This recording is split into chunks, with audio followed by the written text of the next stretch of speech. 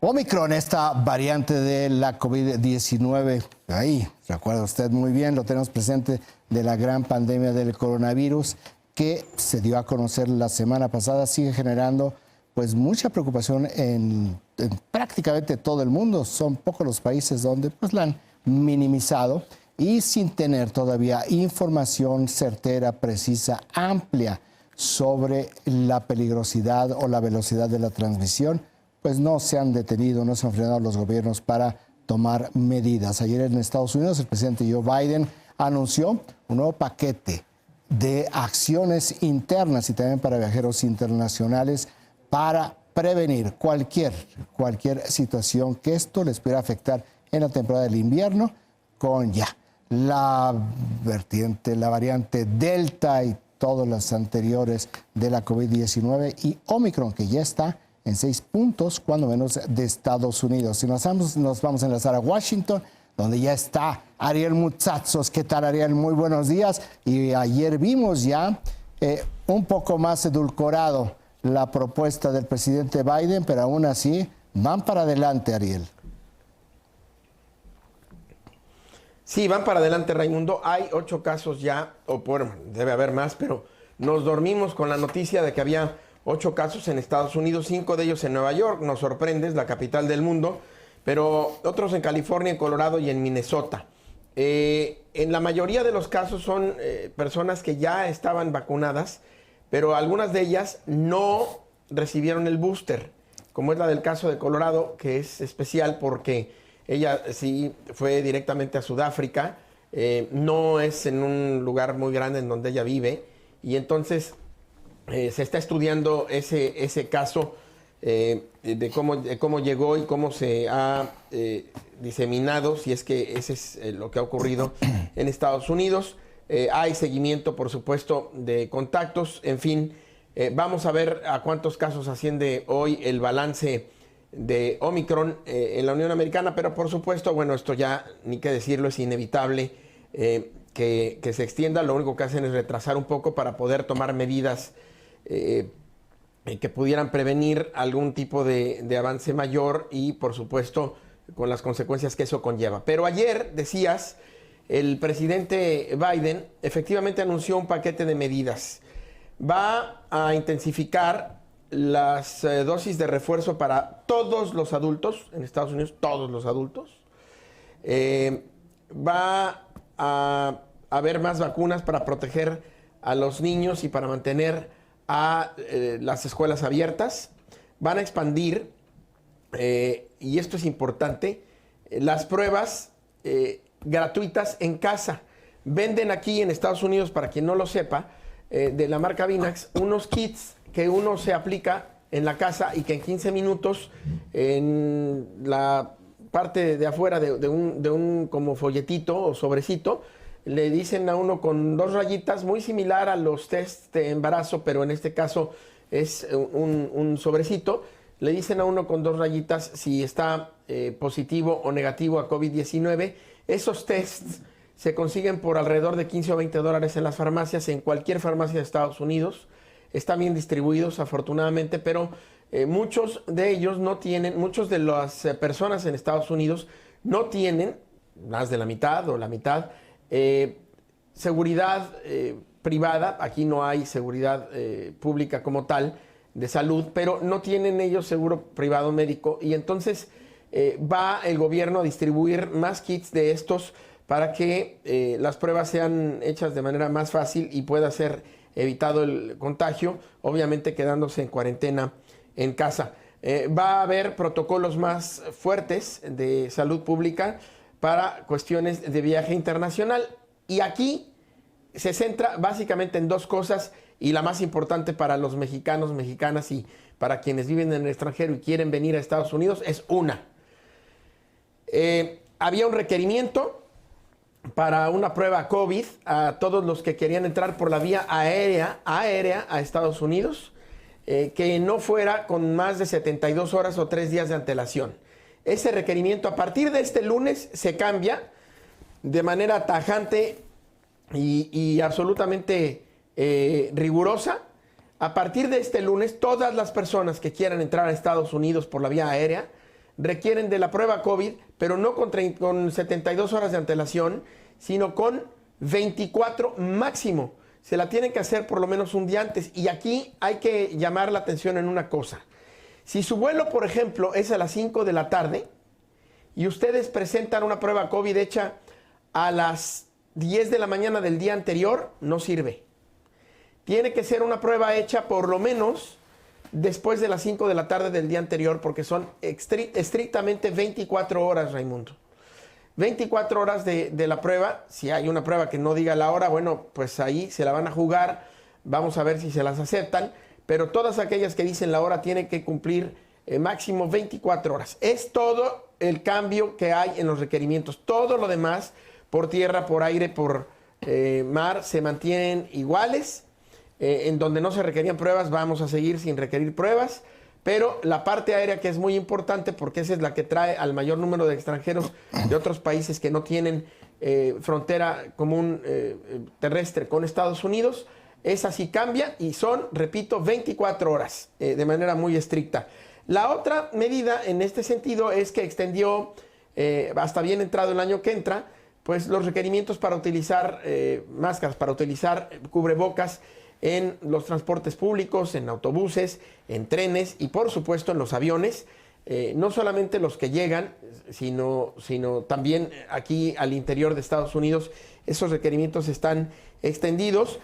Protecciones en los lugares de trabajo para mantener la economía abierta, equipos de respuesta rápida para ayudar a combatir los casos que vayan a estar en ascenso de COVID-19 en general, pero también de Omicron. Equipos de, estas píldoras o nuevas tabletas para tratamientos suplementarios del COVID-19 que aminoran los síntomas y por lo tanto la gravedad de la enfermedad y por lo tanto los riesgos fatales de la misma, que ayuden también a prevenir hospitalizaciones y muerte, van a ser distribuidas y fortalecidas, aprobadas en la medida de lo posible. Y estas píldoras también serán un factor importante para luchar contra el COVID-19. Y ya nada más me faltan dos. Van a continuar el compromiso de vacunas a nivel global. Esto incluye a México, pero no solamente, en donde ya han dado muchos millones de vacunas. Y luego van también a tomar medidas preventivas para estar preparados para todos los escenarios, porque obviamente en este momento hay muchas cosas que no sabemos de Omicron, que el doctor Fauci decía que en 2 o 3 semanas se van a conocer, y mientras tanto están haciendo un poco de boxeo de sombra, por decirlo de alguna forma, para poder estar preparados si es que se tienen que reajustar vacunas, si es que se tienen que distribuir más vacunas, si es que tienen que tomarse algún otro tipo de medidas en términos de dosificación. Pues vamos a ver, están haciendo boxeo de sombra y son las 9 medidas que se anunciaron el día de ayer, Raimundo. Pues muy bien, ahí tenemos lo que ya está haciendo Estados Unidos. Ariel, muchísimas gracias por este reporte, cuídate mucho. A ti y al auditorio, buenos días. Ahora nos vamos hasta Londres, donde está Horacio Rocha. ¿Qué tal, Horacio? Muy buenos días aquí. Buenas tardes allá en la capital inglesa. ¿Y cómo están ya los requisitos para los viajeros al Reino Unido? Me interesa mucho también aquí a los mexicanos, Horacio.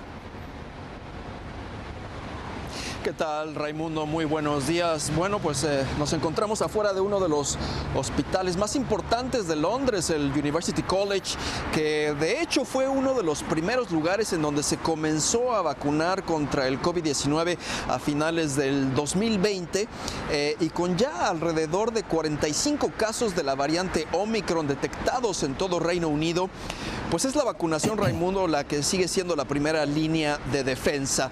Y esa es precisamente la estrategia, no solamente a corto, sino también a mediano y largo plazo. Ahora mismo todo se centra en la vacuna de refuerzo, el inocular con la tercera inyección a toda la población adulta de ser posible para finales de enero. Esa es la meta. Antes de que se descubriera Omicron, solo los mayores de 50 años podían recibir la llamada booster. Rápidamente esto se redujo a todos los mayores de 40 y en solo unos días, cuando ya Omicron estaba aquí en Europa, se decidió que toda persona mayor de 18 años podía recibirla. Casi 19 millones de habitantes hemos sido ya inyectados con el refuerzo y se quiere inyectar a 500,000 diariamente.